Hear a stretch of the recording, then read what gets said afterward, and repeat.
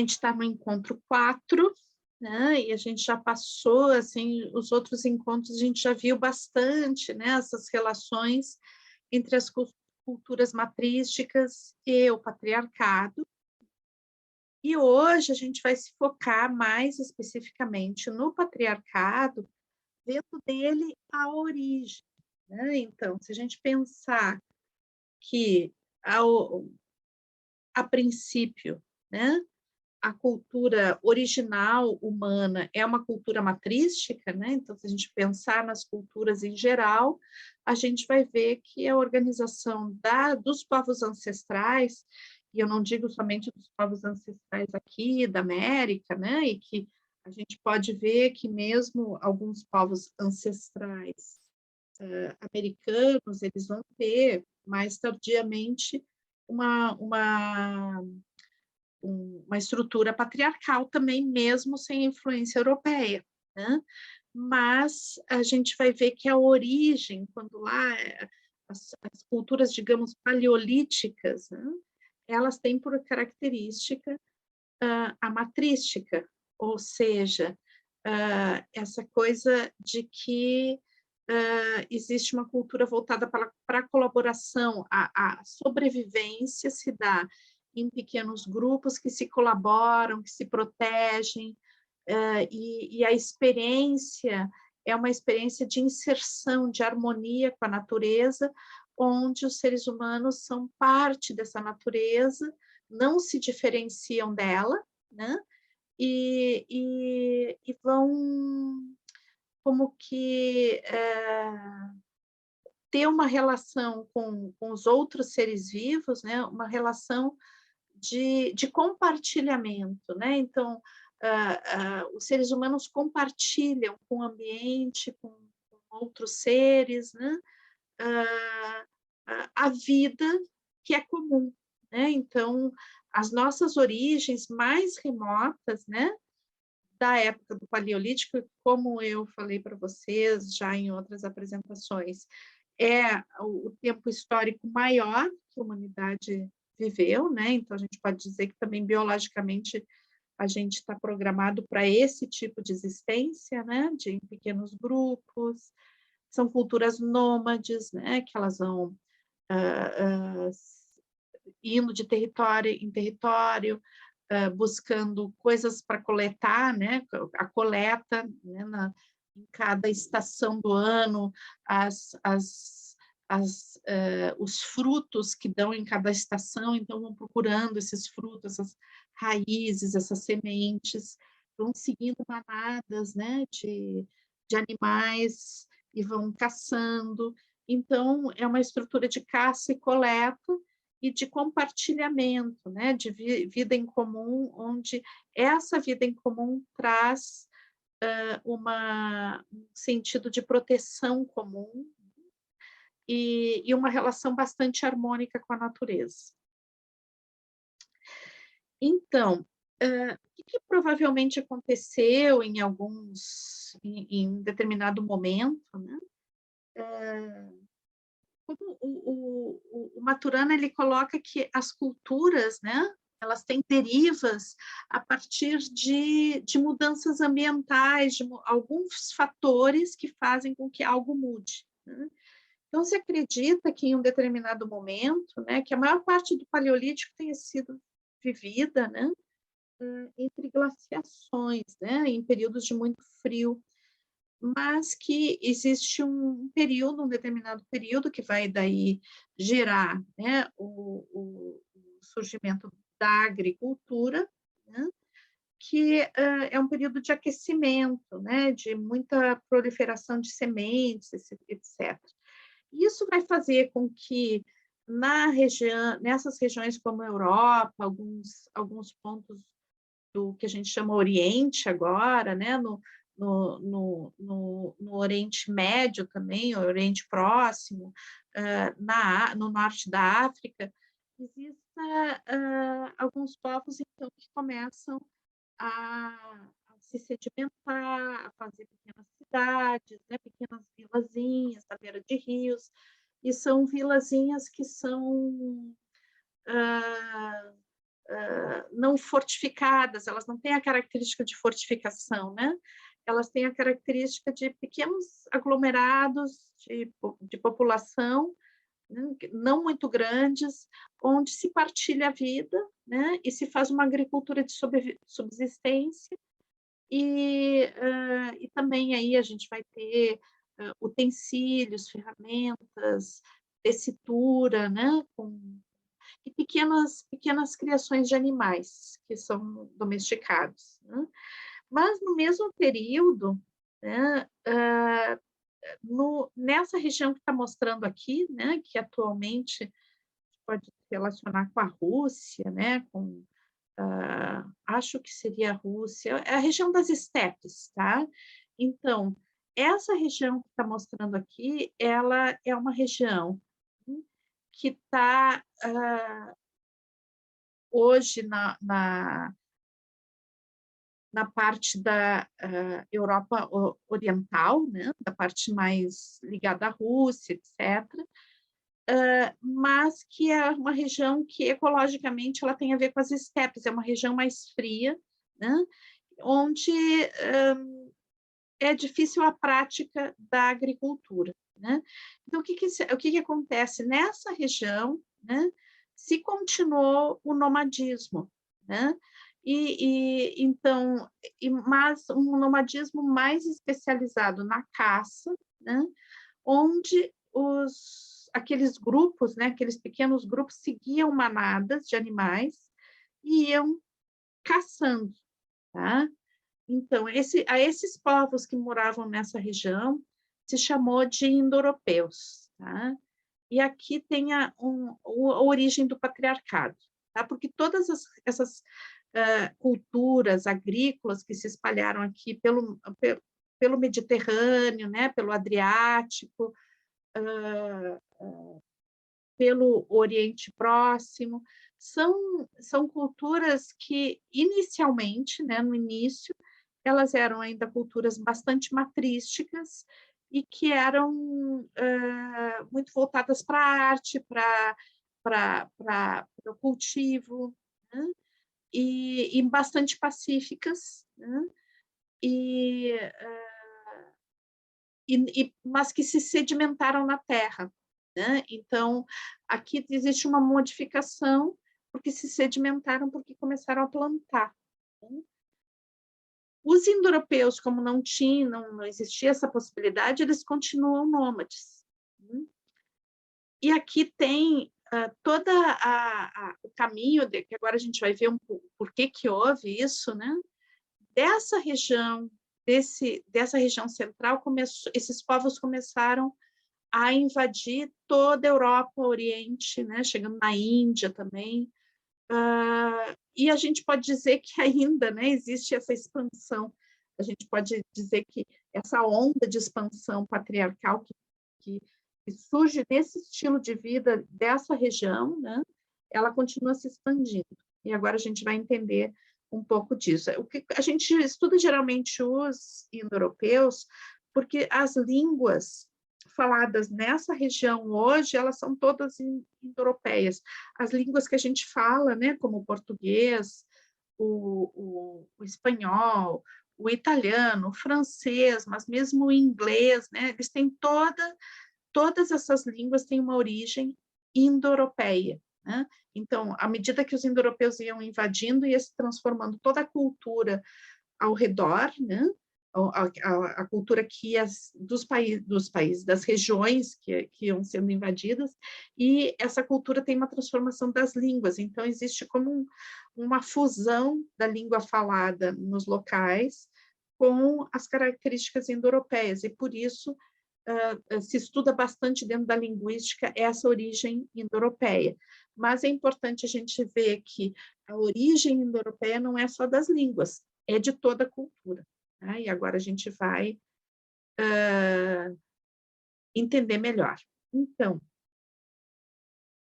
a gente pode dizer que originalmente esses pastores, né, eram nômades, né, que, como os povos que depois se fixaram ao longo do Mediterrâneo, também eram nômades, né? E que esses povos que eram originalmente patrísticos, né, eles tinham por o emocionar deles era esse emocionar, né, que a gente tem visto sempre a emoção de fundo de cada cultura. Então, o emocionar original de todos esses povos era um emocionar que tinha a ver com essa relação de pertencimento à totalidade, de ver que eu faço parte da natureza e eu compartilho, né, essa natureza com os outros seres, né? Então, o que acontecia? Quando esses povos das estepes, eles ainda eram nômades, caçadores e coletores, mas ainda não eram pastores, né? O que eles faziam? Eles iam atrás das manadas e iam caçando os animais, né? Né? Então, eram caçadores, na realidade, né? Caçadores, coletores também, e nômades. Então, em algum momento, o que acontece é que, e o Maturana diz que isso pode acontecer num pequeno grupinho, né? Possivelmente aconteceu numa família, num pequeno agrupamento que seguia esses animais. Existe uma modificação num tipo de relação com os outros seres que seguiam a manada, porque o que acontecia? As manadas, né, de Laceu, de búfalos, de bisões, não sei que animal que tinha naquela época, né, possivelmente algum ancestral dos bovinos, né, ou das cabras, não sei qual era o animal exatamente, né, mas um ancestral não domesticado, né? Então, o que acontecia? Eles iam atrás e existiam outros animais que também iam atrás. Nessa região, especialmente os lobos, né? Então, o Maturana ele vai falar bastante fortemente dos lobos. Os lobos iam junto, né? Também seguindo. Eles não atacavam os humanos, não atacavam a manada também. E, eventualmente, o que os humanos faziam? Afugentavam os lobos, né? Mas era muito esporadicamente quando eles estavam, digamos, caçando o mesmo animal, né? Mas que normalmente o que acontecia é que tanto lobos, quanto humanos, quanto outros predadores seguiam a mesma manada e compartilhavam esse alimento, não o mesmo animal, mas compartilhavam a caça, né? Com os outros predadores. O que ele coloca aqui, num determinado momento, né, um pequeno grupo faz uma atitude diferente. Então, ao invés, né, de receber os lobos e afugentá-los só quando eles estão caçando o mesmo animal, eles descobrem, né, que podem afugentar os lobos, que são eficazes nisso, e começam a afugentar os outros predadores, né? E, inclusive, atacar esses outros predadores. Né? E isso faz uma espécie de uma deriva. Né? Então, desse pequeno grupo, né, de uma atitude de compartilhar, né, uma atitude de sentir que, bom, estamos compartilhando de um mesmo, desse rebanho junto com outras, né, outros animais, outros caçadores, outros predadores, estamos compartilhando, estamos cada um buscando satisfazer as suas necessidades. Né? Então, existe, num determinado momento, algo que num pequeno grupo, talvez numa família, talvez num indivíduo, que faz com que isso não seja mais esporádico e vire um fator que sempre acontece. Né? Então, nesse grupo, os lobos começam a ser considerados inimigos, né? E eles são sempre afugentados e muitas vezes eles são caçados também. Então, qual é a situação que a gente tem inicial, né? A gente tem uma parte dos nômades que vai virar, né, na beira do Mediterrâneo, no norte da África, nos países todos da beira do Mediterrâneo, nos países mais quentes da Europa, no Oriente, no Oriente Médio, na Índia, né? A gente vai encontrar pessoas que vão se fixar como agricultores, tá? A partir da criação da agricultura, das primeiras sementes plantadas. Então, a gente vai ver isso mais ou menos 10 mil anos atrás, tá? As primeiras fixações, né? A gente vê aqui, então começa a ter uma casinha, né? Começa a domesticação de animais também, e grupos um pouco maiores. Mas o valor ainda é o culto à terra, né? A conexão com a semente, com a terra, com os ciclos da natureza, né? Então, os nômades já tinham essa conexão com ciclos, porque eles iam atrás das estações, da coleta, né? E da caça, e agora esses agricultores fixados, eles também têm a conexão com esses ciclos, né? Com essa natureza cíclica. E daí tem os nômades que, ao contrário, né, eles vão continuar caçando. E aí, então, existe esse momento dessa passagem, né, onde quando é que o nômade deixa de ser um caçador para se tornar um pastor?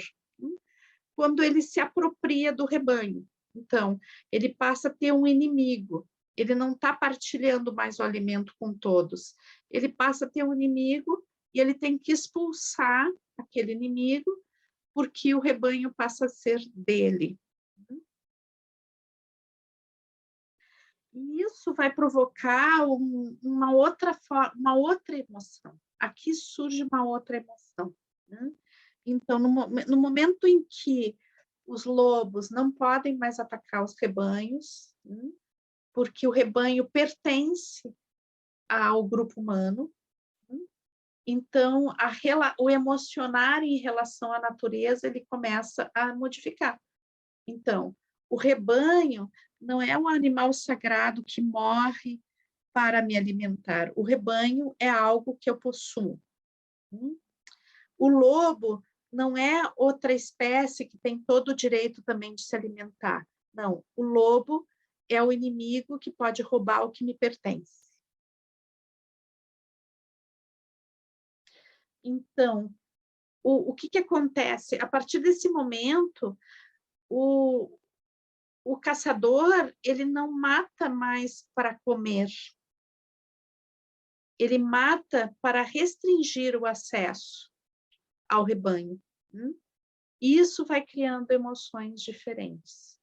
Então, o lobo até então ele não era inimigo, ele era não exatamente um companheiro, porque ainda o cachorro não tinha sido domesticado, né? Mas ele era um ser que seguia junto, né? Agora ele passa a ser um inimigo, né?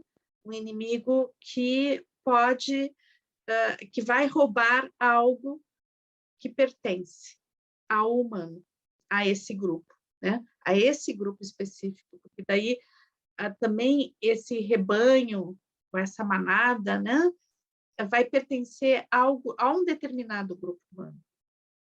Isso vai gerando emoções onde talvez outro grupo humano também possa ser ameaçador e também tenha-se que restringir o acesso ao rebanho também de outros grupos humanos. Vocês percebem que aqui começa uma modificação da emoção de fundo daquela cultura, né? Onde existia um sentimento de harmonia, de comunhão e de partilhar, passa a existir um sentimento uma emoção de medo, uma emoção de inimizade, de raiva, de posse. Então, começa a se criar algo que não existia antes, um estilo de vida que não existia antes. Aqui eu falei que os cachorros ainda não tinham sido domesticados, mas eu tenho a impressão que mais ou menos nessa época, porque o cachorro foi o primeiro animal que os humanos domesticaram, então não tenho certeza se nessa época já existiam os cachorros, tá? Teria que verificar, não tem essa informação muito clara para mim nesse momento. Eu já tive, mas eu me esqueci. Então, mas é mais ou menos nesse período, tá? Porque depois lá nos povos que se fixam na terra, né, os agricultores, daí já vai começar a domesticação de outros animais que vão estar ali dentro da propriedade juntos, né? Mas o cachorro foi o primeiro.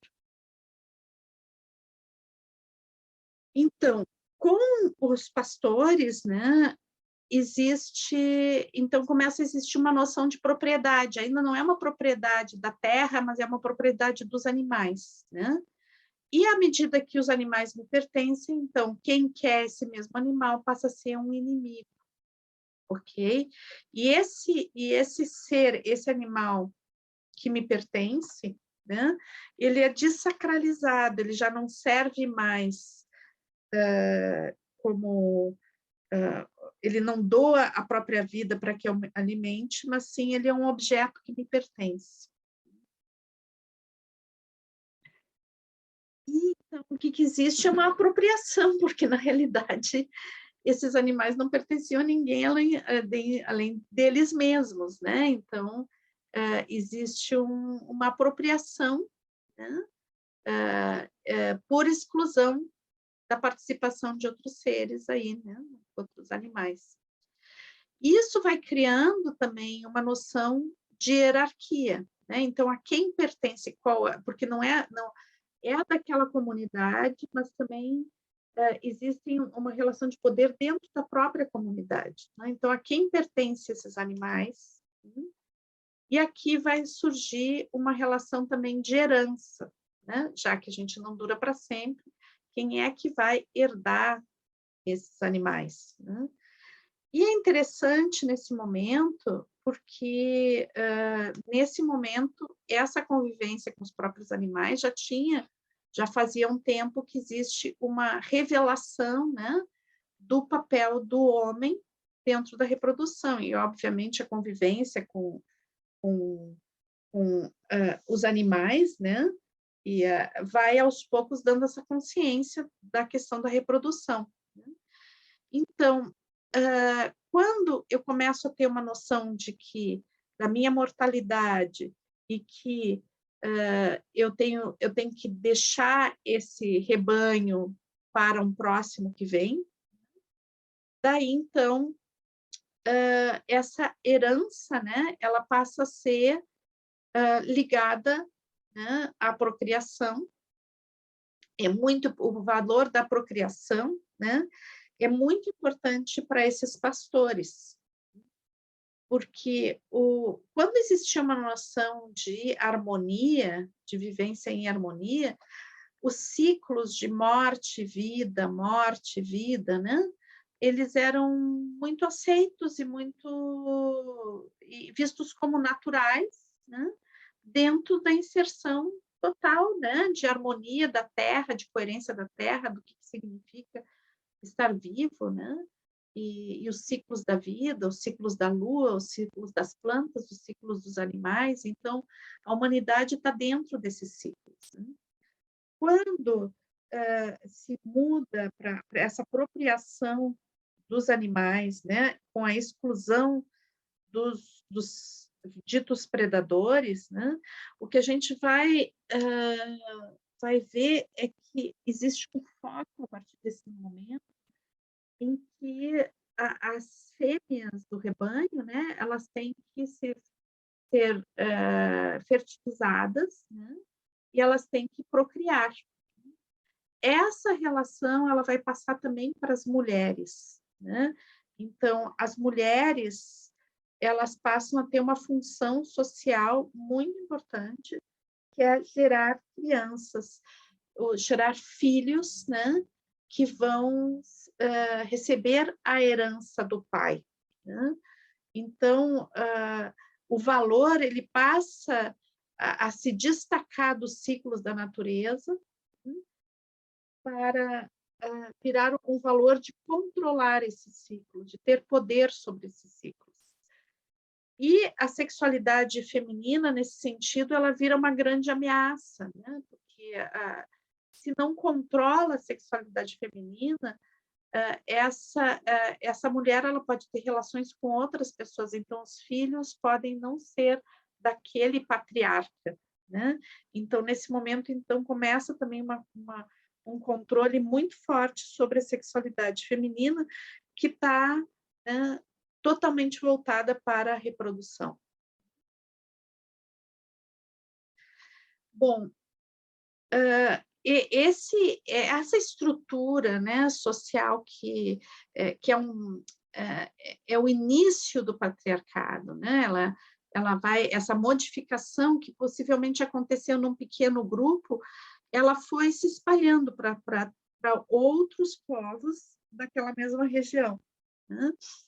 E era muito centrada na procriação. O que acontece? Por ser centrada na procriação, né, e não nos ciclos naturais, essa questão da procriação ela vai sendo cada vez mais incentivada. Então, o que aconteceu foi que os rebanhos começaram a crescer muito, a quantidade de animais dos rebanhos começaram a crescer muito, porque tinha uma limitação do ataque por predadores, né? E um incentivo à reprodução, né?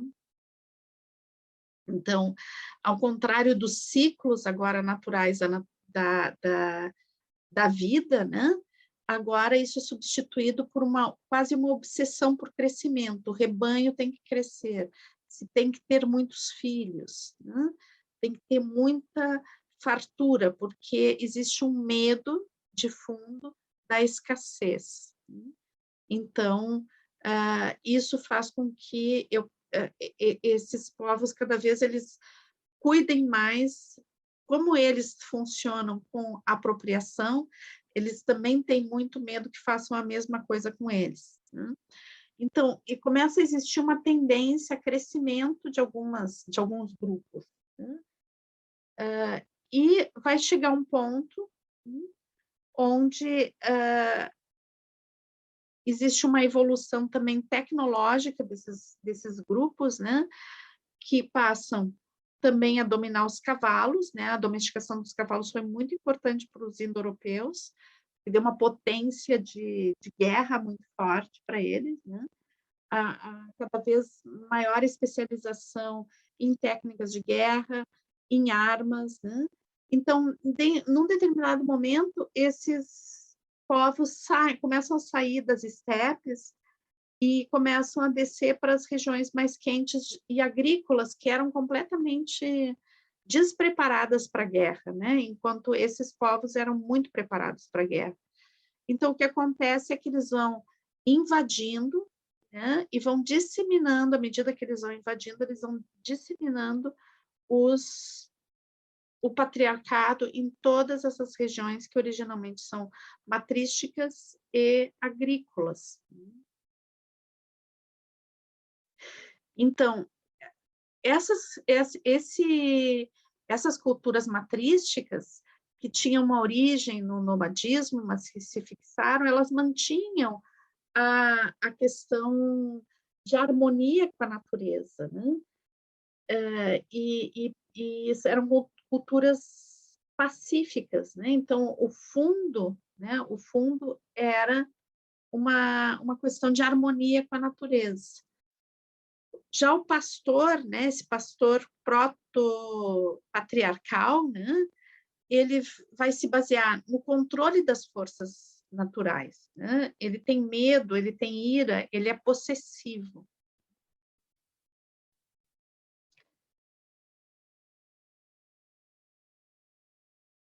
E daí, todos os que ele privou de acesso ao rebanho viraram inimigos.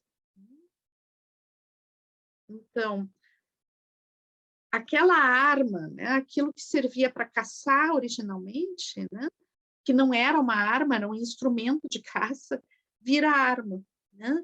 Então, existe um cultivo, né, tecnológico para a guerra, para o ataque, para a apropriação, né? Porque não se trata somente de defender o rebanho, né? Se trata de abrir cada vez mais espaço, porque esse rebanho tem que crescer, né? As propriedades têm que crescer. Então, vai se criando como uma obsessão pelo crescimento.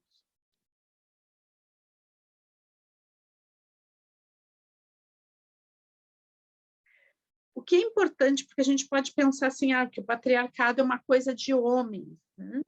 Não, ele é perpetuado, ele é criado e perpetuado pelos homens e mulheres que vivem nessa cultura, né? E ele é perpetuado pela educação das crianças, que vai passando essa mensagem de geração em geração. A criança é criada dentro desse ambiente, ela não nota que pode ser diferente, e isso vai se reproduzindo geração após geração, né? E vai se naturalizando. Então, quem perpetua o patriarcado, quem cria o patriarcado, quem perpetua o patriarcado são todos os partícipes daquela cultura patriarcal, né? Independente de ser homens ou mulheres. Mas a mulher, ela foi, digamos, mais prejudicada no patriarcado, né? Eu acho que a mulher foi evidentemente prejudicada no patriarcado, né? Mas a gente vai ver dentro do patriarcado também várias minorias sendo prejudicadas, né? Não é só as mulheres, né?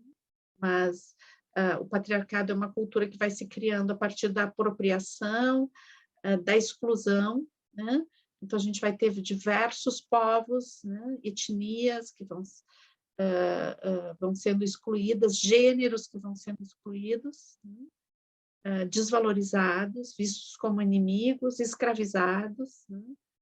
E, por final, mesmo o que aparentemente é beneficiado pelo patriarcado, que seriam os homens, né, os homens que são considerados os de valor dentro daquela cultura, né, porque, como eu disse, ela é super excludente, a gente vai ver mesmo nesses homens uma dificuldade enorme de acesso às próprias emoções, né, uma necessidade de controlar a si mesmo, né?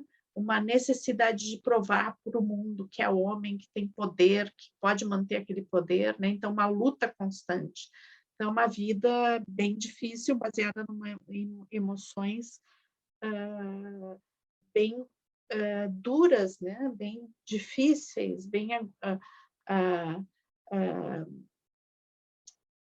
que levam a muito sofrimento, né? Então, parece que a sensação que dá quando a gente vê essa criação humana, que é o patriarcado, né, é que talvez ninguém tenha se beneficiado com isso, né?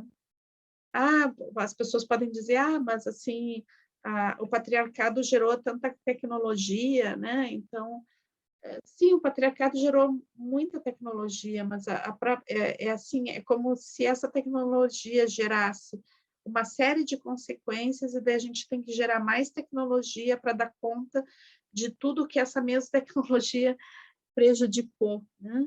E, então, essa falta, né, básica do patriarcado de senso comunitário, de senso de coletividade, de cuidado com a vida, ela, por milênios que a gente está vivendo isso, a gente está vivendo hoje as consequências disso, né? Nefastas, né? Que são esse desvínculo com a terra, essa falta de cuidado com a vida, e que se perpetua, né? Então, a lógica do patriarcado, a lógica desses invasores indo-europeus ainda se dá aqui, né? Aqui no nosso país, né? Se dá em todo mundo, né? Quando a gente vê aí apropriações sendo legitimadas como coisas que são naturais, né? a gente ainda está vendo essa mesma onda indo-europeia se perpetuar ao longo de milhares de anos, né? Então, na cultura matrística, a gente vai ter a celebração da fertilidade. Então, o valor é a fertilidade, né? Então, a fertilidade da terra, a fertilidade humana, a fertilidade dos animais, dos frutos, né? Essa abundância da natureza. E daí, no patriarcado, a gente vai ter o controle da procriação, né? Então, uma desconfiança da natureza e um controle da vida, né? Da forma como a vida se desenvolve, sempre numa visão utilitarista e de propriedade.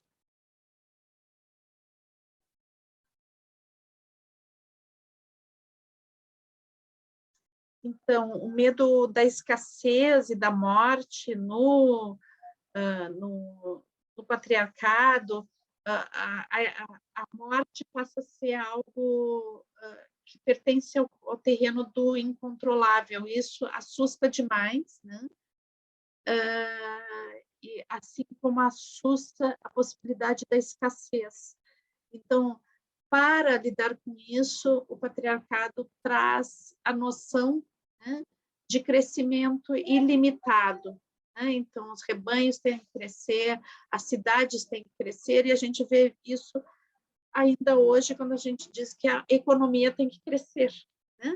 Nos preocupa se a economia não cresce, mesmo que esse crescimento não indique um bem-estar da população, mas a medida de saúde dentro da nossa cultura não é vista como uma medida de satisfação, de felicidade, de bem viver, né? A medida é crescimento econômico. Então, se existe crescimento econômico, parece, né, nos dá a impressão de que existe saúde. Bom, dentro do patriarcado, então, né, dentro dessa perspectiva de que da herança da propriedade, então as mulheres e os filhos, né, passam a ser propriedade do patriarca. Isso determina a ausência de liberdade. Então, mulheres e crianças dentro do patriarcado não têm liberdade, eles são propriedade. E os filhos são educados para um dia, né, os filhos homens, alguns deles, né, vão receber a herança e então, vão se tornar patriarcas também, que vão ter seus filhos e suas mulheres. Então, aparentemente, quem tem liberdade na cultura patriarcal são os homens, mas essa liberdade, ela é condicionada a que esse homem exerça um determinado papel. Se ele não exercer esse determinado papel, ele é condenado. Então, a liberdade do homem no patriarcado, ela é relativa, né? Essa liberdade, entre aspas, né, compõe ter que provar o tempo todo que se é capaz de manter o poder. E, se possível, roubar o poder do outro que está ali do lado, se apropriar de algo que pertence ao outro.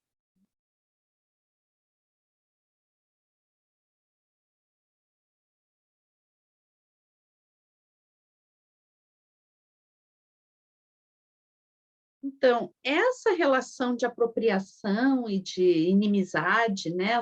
essa relação que é violenta e que aparentemente ela começa lá, né?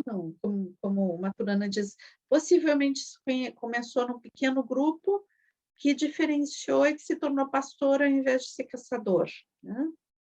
Então, isso que se espalhou, né, e foi se espalhando pelo mundo e que a gente está vivendo ainda, né, essa expansão desse tipo de emocionar, ele não se deu somente num lado prático da vida, no sentido de ter um rebanho, conduzir esse rebanho, fazer com que ele se reproduza, mas esse sentido de apropriação né?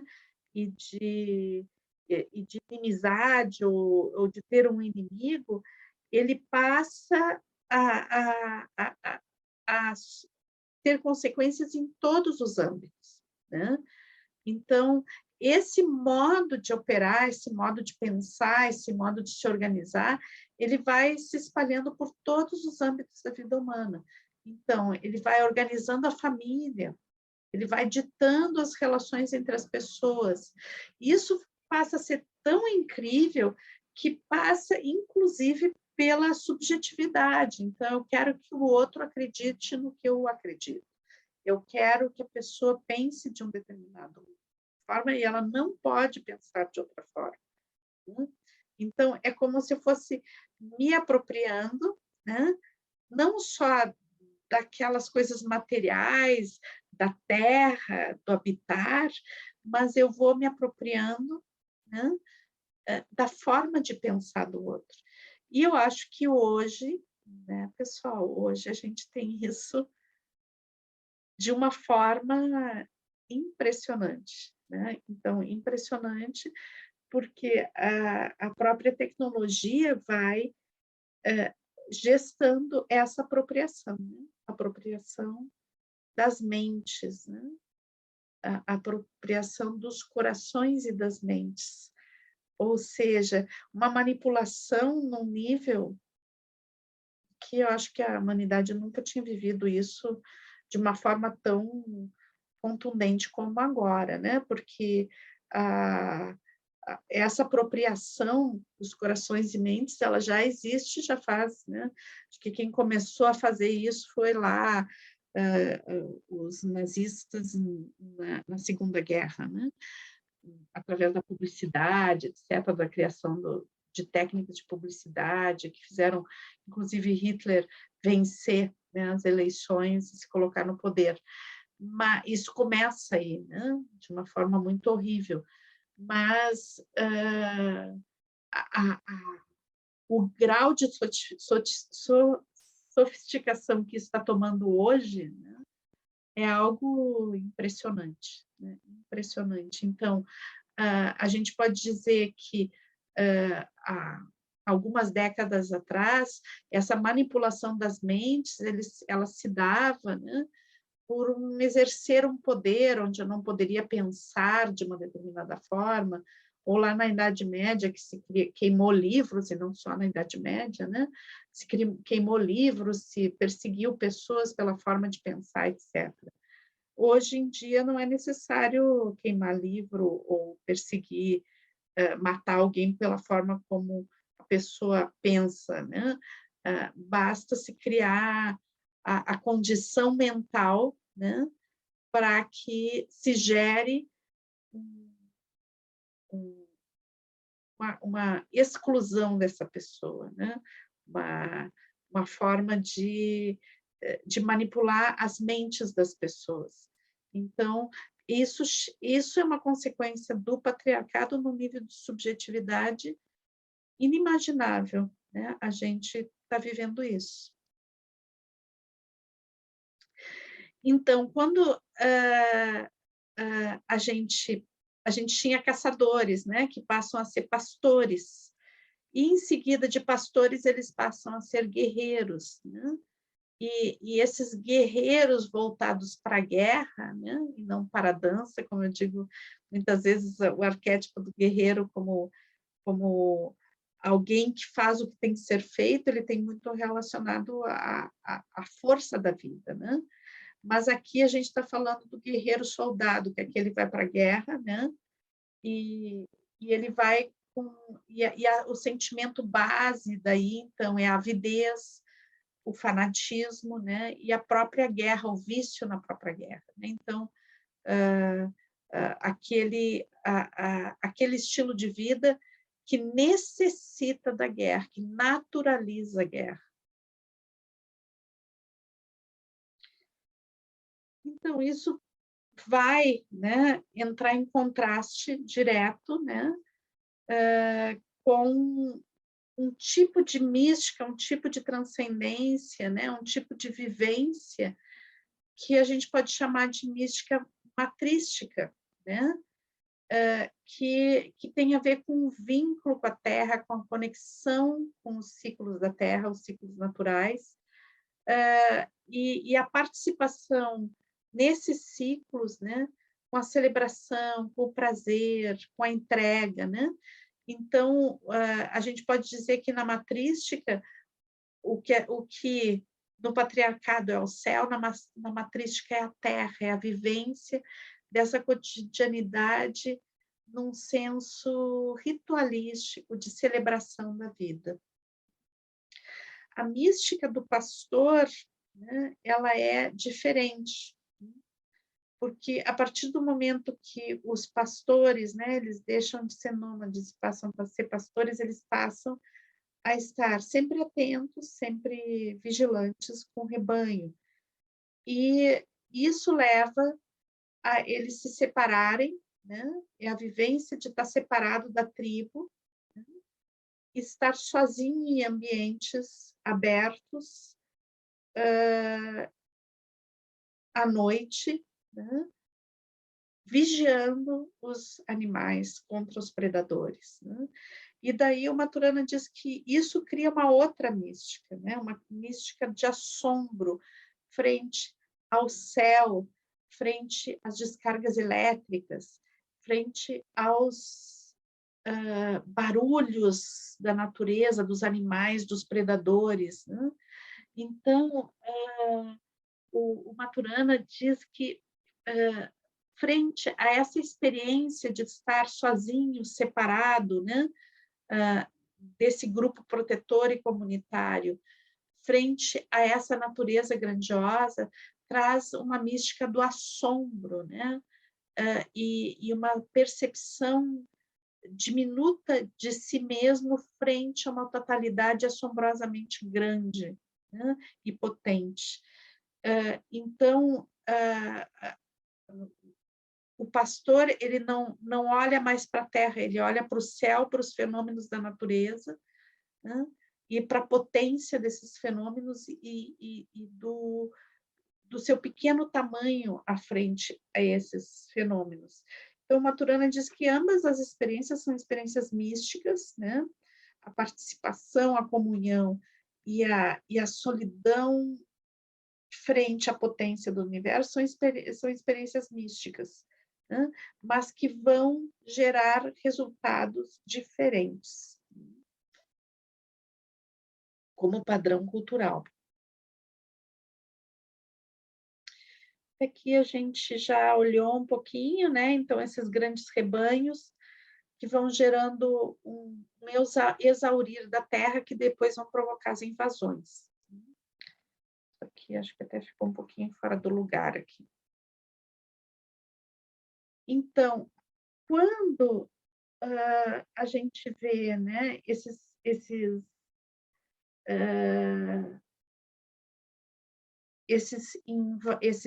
indo-europeus, né, começando a se espalhar, né, é como se eles naturalizassem a questão do capturar, do se apropriar, né? Então,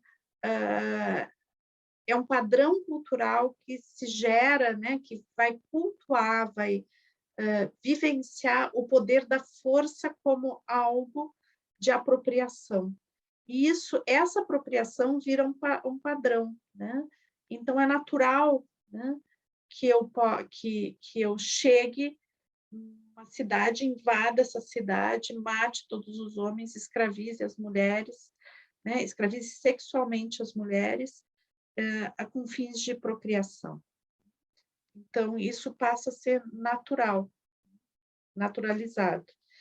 E é interessante se a gente perceber que a história humana, né, na história oficial, ela é contada a partir das guerras, né? Então, o que vai levando a narração, a narrativa, ela sempre é a partir das épocas de guerra.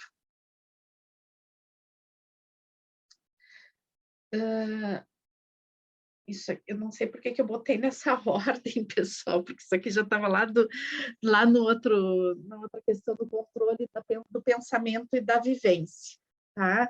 Então, que era o que eu estava falando, questão do controle da subjetividade, né? Então, isso quando tem a ver com as mulheres, né, é uma coisa muito, muito forte, porque o padrão de controle da subjetividade feminina dentro do patriarcado, o papel que é delegado às mulheres, né? Hoje a gente estava falando um pouquinho sobre isso, é muito, muito rígido, e é um papel de pouca valorização, né? Hoje uma colega contava sobre um ritual, né? E eu estava me lembrando do ritual bastante patriarcal, e eu estava me lembrando da questão mesmo de alguns relatos da antiguidade, eu não sei se ainda continua assim, né? Mas que na época aí em Jerusalém, na época mais ou menos que coincide com o início da era cristã, né? A gente vai ter, por exemplo, que nos rituais hebreus, né? Podia ter muitas mulheres dentro esperando para se realizar a cerimônia, né? Mas por mais que tivessem mulheres que ficavam num espaço reservado, né? Não existiam cerimônias que misturavam homens e mulheres. Então, por mais que dentro da sinagoga estivessem lotado de mulheres, a cerimônia não aconteceria se não tivesse um mínimo de homens, né? Então, me lembrou bastante essa questão quando a gente estava conversando hoje sobre isso. Então, dentro do patriarcado, né, a manipulação sobre a subjetividade feminina é muito, muito, muito massacrante. E isso traz também algumas consequências em relação à experiência de ser mulher dentro do próprio patriarcado. É como se existisse algumas brechas, né, de exercer um poder dentro do próprio patriarcado. Em geral, isso vem através de uma manipulação também, né? Então, é como se, para exercer um poder dentro do patriarcado, a mulher tivesse que reproduzir a estrutura patriarcal e também manipular, né? Então, isso vira dentro das famílias, dentro das comunidades, como uma briga por poder, um antagonismo entre homens e mulheres, né? Onde existe uma briga por formas de exercer o poder. E sendo relegado muitas vezes para o feminino, a questão de pura manipulação, né? Desde de uma manipulação por ameaça, por sentimento de culpa, e aí vai. Então, é como se essa relação que o patriarcado tem de manipulação da mulher também gerasse, como resposta, uma manipulação feminina, como único espaço possível de exercer poder. Bom, aqui a gente vai ver que dentro daquelas culturas mais antigas, os rituais, né, eles não eram estruturados, né, no sentido de ter um personagem, um sacerdote, que fazia uma intermediação entre a divindade e os humanos, né? Quando a gente vai ver o aparecimento dessa intermediação, então a gente vai ver o surgimento das religiões, né? Então, na matrística não existe religião estruturada, existem crenças, né, em algumas entidades, algumas forças, mas essa relação não tem um intermediário, né?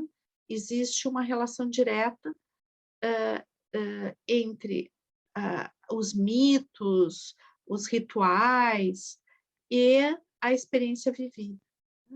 A partir do momento onde isso se estrutura existem pessoas que vão ser essas vias de conexão, né?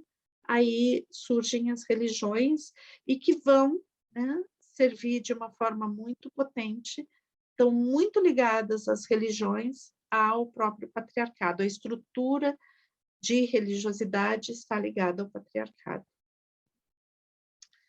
Ai, pessoal, deixa eu só pegar o livro que eu me esqueci ali na sala, que eu queria ler só uma coisinha de comparação, né? Esqueci o livro na sala, só um pouquinho, que eu quero ler algumas coisas de comparação entre a cultura patriarcal e matrística. Só um momentinho.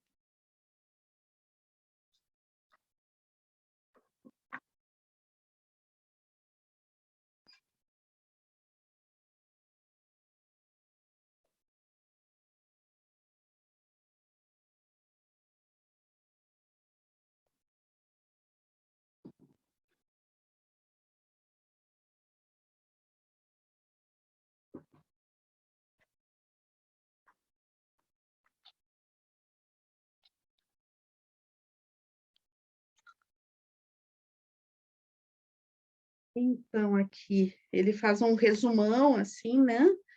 Que eu quero ler para vocês, que eu acho que é melhor do que eu ficar falando ponto por ponto, né? Então, ele faz uma comparação, né, entre o tipo de conversação que existe na cultura patriarcal e na cultura matrística, né? Então, ele coloca a cultura patriarcal pastoril, tá? Então, ele está falando das origens, tá? E da cultura matrística europeia, que também são os povos ancestrais da Europa, né? Que eram originalmente os primeiros agricultores que se fixaram na terra, né? Agricultores e agricultoras. Então, a lógica do patriarcado, né? Apropriação, matrística, participação. As conversações do patriarcado pastoril, né? Nas quais a fertilidade surge como uma noção que valoriza a procriação num processo contínuo de crescimento, a matrística, nas quais a fertilização surge como a visão de abundância harmoniosa de todas as coisas vivas numa rede coerente de processos cíclicos de nascimento e morte. E, novamente, patriarcado, nas quais a sexualidade das mulheres se associa à procriação e fica sob o controle do patriarcado, na matrística, nas quais a sexualidade das mulheres e dos homens surge como um ato de sensualidade e ternura. Novamente, o patriarcado, nas quais se valoriza a procriação, se abomina qualquer noção ou ação de controle da natalidade, regulação do crescimento e regulação do crescimento populacional. Daí na matrística, nas quais se respeita a procriação e se aceitam as ações de controle da natalidade e de regulação do crescimento populacional. Ou seja, na matrística não existe o interesse de crescimento ilimitado. Daí no patriarcado, nas quais a guerra e a competição surgem como modos naturais de convivência e também como valores e virtudes. Na matrística, nas quais surgem a valorização da cooperação e do companheirismo como modos naturais de convivência. No patriarcado, nas quais o místico é vivido em relação à subordinação a uma autoridade cósmica e transcendental, que quer obediência e submissão. No matrístico, nas quais o místico surge como participação consciente na realização e conservação da harmonia de toda a existência no ciclo contínuo e coerente da vida e da morte. No patriarcado, nas quais os deuses surgem como autoridades normativas arbitrárias e exigem total submissão e obediência. Vocês veem aqui o quanto essas relações hierárquicas, né, elas se reproduzem no sentido de uma projeção na deidade, né? Então, exigem total submissão e obediência.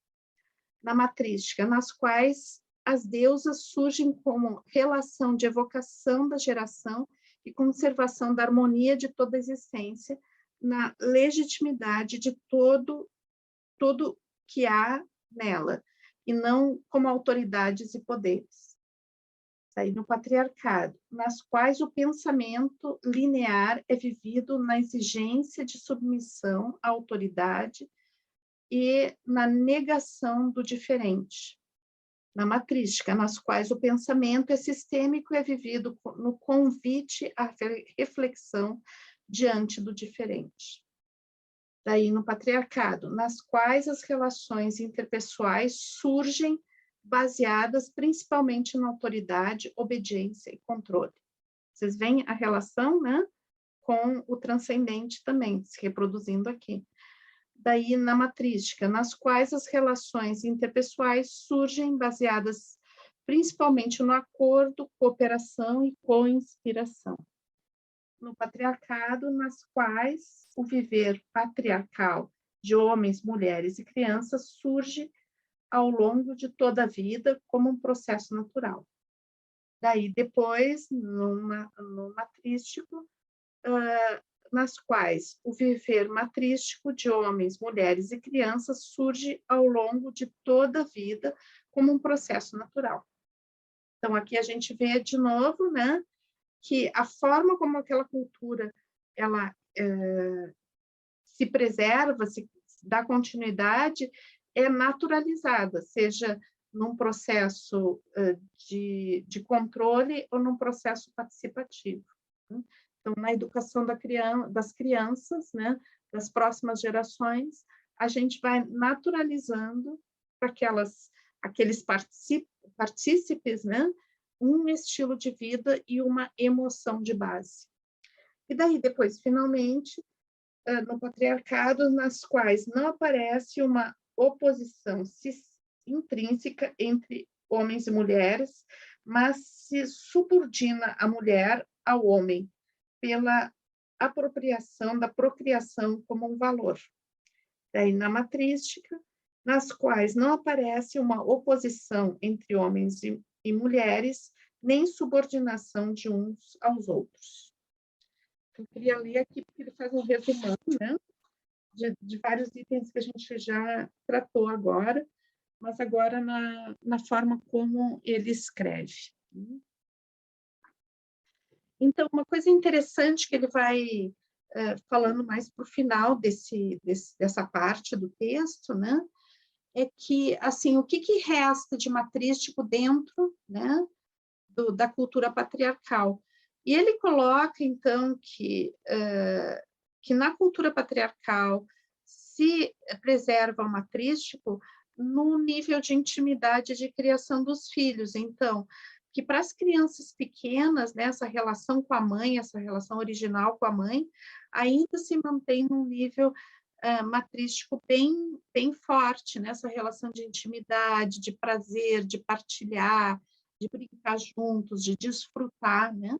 Então, é a parte do patriarcado onde é permitido, né, e necessário, até mesmo para uma mínima estruturação emocional da criança, né, que se viva dessa forma, né, essa vivência muito íntima, muito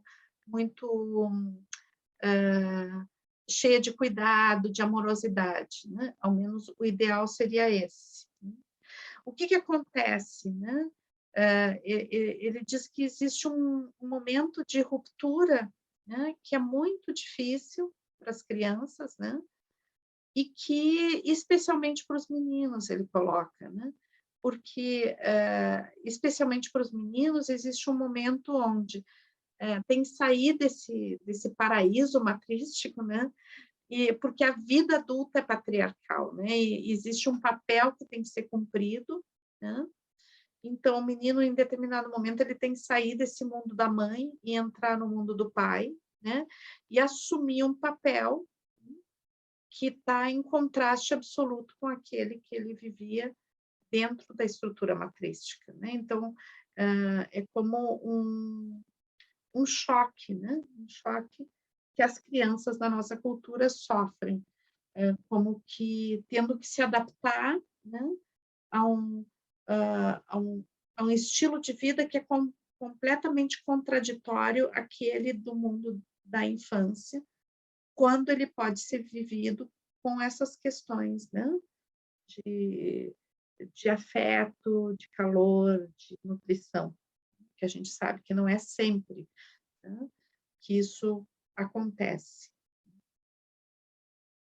Muitas vezes o estilo de vida patriarcal ele vai influenciar até mesmo dentro da criação das crianças. Obviamente, um patriarcado hiperrígido, né, ele acaba impedindo a própria